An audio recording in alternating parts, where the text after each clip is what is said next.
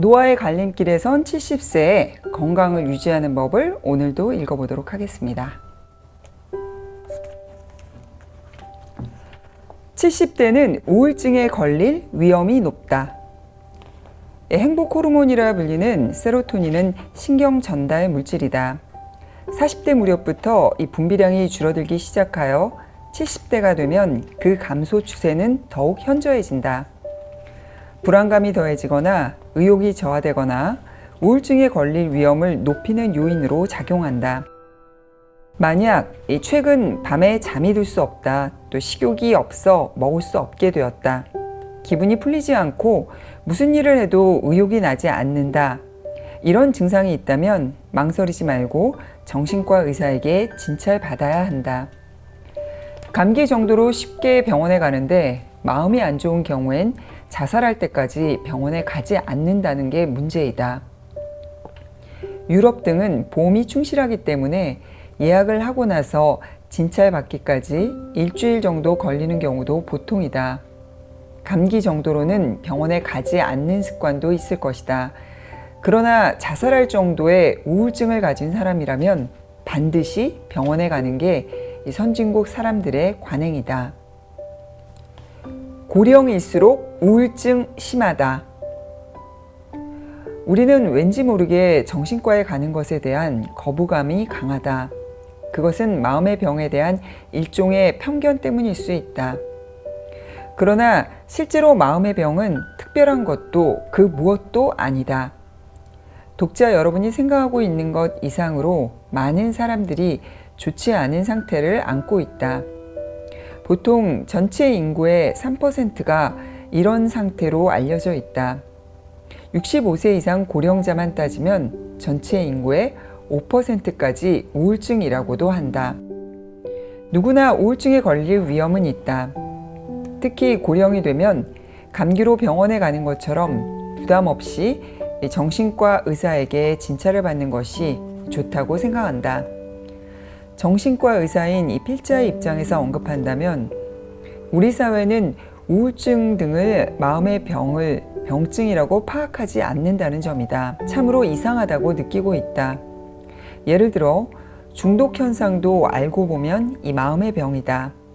알코올 중독, 도박 중독, 게임 중독 등 여러 가지가 있지만 모두 본래 마음의 병인 셈이다. 그런데도 우리 사회에서는 단순히 의존증이다, 보통 사람으로서 의지가 약하다, 또는 인간성이 흐릿하다는 등으로 치부하기 쉽다.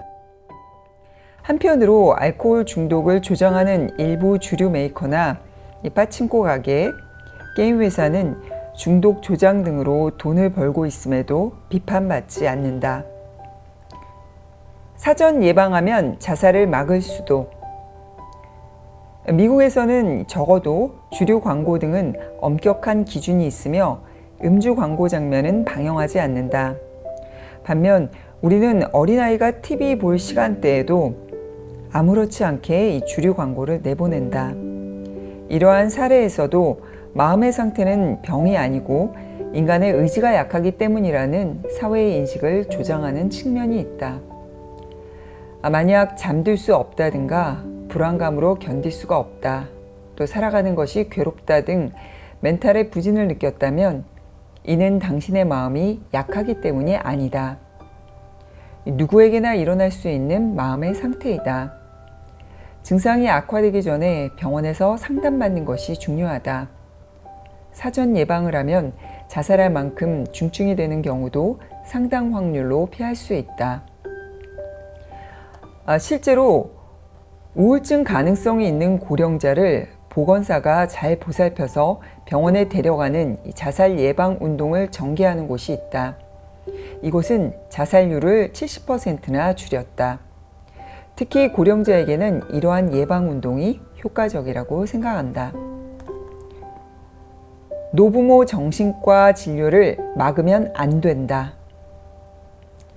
잠을 잘 수 없거나 식욕이 없어도 나이를 먹었으니 당연하다며 참아내는 경향이 고령자 연령대에서 뚜렷하다. 하지만 그러한 인내는 필요 없다. 예방 차원에서 정신과나 내과에서 분리된 의료 분과, 심리작용으로 뇌과적 질환을 치료하는 일을 하는 심료내과에 가서 진찰받으면 될 것이다. 이 책을 70대 이상의 노부모를 가진 자녀인 독자가 읽고 있다면 꼭 전하고 싶은 말이 있다. 만약 노부모가 정신과 진찰을 받으려고 한다라고 하면 말리지 말라는 것이다. 본인이 힘들어서 병원에 가려고 하는데 가족들이 갈 필요가 없다, 과한 생각이다 라고 참견하면 포기하는 경우가 의외로 많다. 부모에게 그만한 자각 증상이 있다면 함께 병원에 따라가 주는 게 효과적이다. 가족들도 70대 연령대에는 우울증에 걸리기 쉽다는 점을 충분히 이해하기 바란다. 치매는 병이 아니라 노화 현상 중 하나다. 일본과 중국의 쌀 가격 차이를 말할 때 78,000엔과 16,000엔 중 어느 쪽이 더 비싼가 알츠하이머병인 사람도 안다라고 발언을 해서 물의를 빚은 적이 있는 자민당 소속의 의원이 있다. 이 필자도 알츠하이머병에 걸린 사람을 깔보는 듯한 이 발언에 대해 매우 분노했던 것으로 기억한다. 이 의원의 발언에는 알츠하이머병에 대한 잘못된 인식이 깔려 있다. 이런 잘못된 인식을 사회에 확산시키고 있다는 점에서 그는 큰 실수를 범한 것이다. 원래 알츠하이머성 치매 환자는 모두 이처럼 간단한 계산도 할 수 없는 것이 아니다. 알츠하이머성 치매 진단을 받았다면 초기 단계에서 건망증 정도의 증상인데 이는 일상생활에 그리 지장을 주지 않는다. 그런데도 이 발언은 마치 알츠하이머병에 걸리면 모든 것을 알 수 없게 되어버리는 무서운 병이라는 오해를 불러오기 십상이다. 로널드 레이건 전 미국 대통령의 사례를 보자. 대통령 취임 후 5년 후 알츠하이머병에 걸렸다고 고백했다. 하지만 당시 증상으로 미뤄볼 때 그는 이미 대통령 재임 중에 발병했으며 건망증 등의 기억장애가 시작되고 있었다고 생각된다. 그래도 초기라면 대통령 직무 수행도 가능한 게 알츠하이머병이다. 시간이 지남에 따라 질병이 진행되면 사람의 얼굴을 알아볼 수 없게 되거나 또 간단한 숫자의 크고 작음도 비교할 수 없을 정도로 심각해진다. 이 정도로 증상의 폭이 넓은 것이 알츠하이머성 치매의 실상이다. 치매로 진단받았다 하더라도 즉시 기억을 잃어 모든 것을 알 수 없는 것은 아니다. 침울해할 필요도 없다. 필자 같은 의사들도 개호보험을 적용받을 수 있도록 환자들을 고려한다. 다시 말해 환자를 생각해서 약간의 건망증이 시작된 단계에서도 치매로 진단하는 경우가 있다. 과도하게 걱정할 필요는 없다. 통계상으로 85세 이상은 40%, 또 90세 이상 고령자의 경우 60%가 치매에 해당된다. 지금까지 많은 고령자의 부검 결과를 봐온 필자의 경험으로 미루어 볼 때 이 85세 이상 뇌 알츠하이머성 치매로 변하지 않는 사람은 없었다. 즉, 이 정도 연령대에 이르면 증상이 나타나지 않더라도 병리학적 측면에서 이 뇌는 모두 알츠하이머성 변성을 판단하고 있다. 치매는 질병이 아니다. 이제부터라도 치매는 질병이 아니라 노화 현상 중 하나로 인식해야 한다. 나이가 들면 머리카락이 빠지고 주름이 늘어나듯 마찬가지로 누구나 노화로 인해 치매에 걸리는 것이다. 다만 증상이 발현되는 속도가 빠른지 느린지의 차이일 뿐이다. 불행히 가족 얼굴도 몰라보고 말도 못 알아듣는 정도로 진행되었다 해도 의외로 이런 중증 환자들의 표정은 대부분 웃는 얼굴로 밝은 편이다. 치매는 악화하지만 그 사람을 다행적, 행복한 느낌으로 만들어간다. 노인 전문 정신과 의사로서 이 오랜 세월 고령자를 보살펴 본 필자에게는 적어도 우울증으로 죽는 것보다는 치매로 죽는 것이 훨씬 행복할 것 같다. 주변의 모든 것을 보고 인식하는 것보다도 여러 가지를 잊거나 알 수 없는 편이 본인에게도 행복한 것이 아닌가 생각해 본다. 치매는 오래 살면 누구나 걸려들게 되는 노화 현상이다. 필자가 지금까지 진찰한 경험으로는 발병에도 평소 머리를 쓴 사람은 병증의 진행 속도가 느려지는 것 같다. 즉 치매라고 진단받아도 갑자기 타인의 도움을 받을 만큼 생활을 바꿀 필요는 없다. 지금까지와 같은 생활을 이어가면서 신체 기능을 계속 사용하는 것이 치매 진행을 지연시킨다고 이 필자는 생각한다. 의학은 발전 도상에 있는 학문이다. 필자는 이번 장에서 70대가 되면 오래 살 수 있는 확증도 없는 그 약물을 꾸준히 복용할 필요는 없으며 의사의 권유대로 반드시 암 수술을 할 필요는 없다. 건강검진도 무의미하기 때문에 받지 않아도 된다라고 말해왔다. 또 독자 여러분들 중에는 좀 엉뚱한 생각이라고 생각하시는 분도 있을 것이다. 물론 대부분의 의사들은 그런 말을 하지 않는 것이 보통이다. 그러나 지금까지 설명해 온 것처럼 혈압이나 혈당치, 또 콜레스테롤 수치를 억제하는 것이 장수로 이어지는 알고 있는 우리들을 대상으로 한 대규모 통계나 데이터도 없다. 암 수술에 대해서도 하는 것이 좋은지 또 하지 않는 것이 좋은지 명확한 판단할 재료도 없다. 어떤 선생은 조기 발견, 초기 치료가 의미 없는 것이라고 주장하면서 암을 잘라내지 않고도 생존하는 사람들 150명의 증언을 모은 암 방치 요법의 추천이란 책을 집필하기도 했다. 의학은 오늘도 발전하고 있다. 이 책에 대해 맹렬히 반발하는 의사들도 있다. 이들은 앞서 말한 요법대로 방치하다 이 사망한 환자들의 사례를 모아 맹렬히 비판하는 이 어리석은 짓을 하고 있다.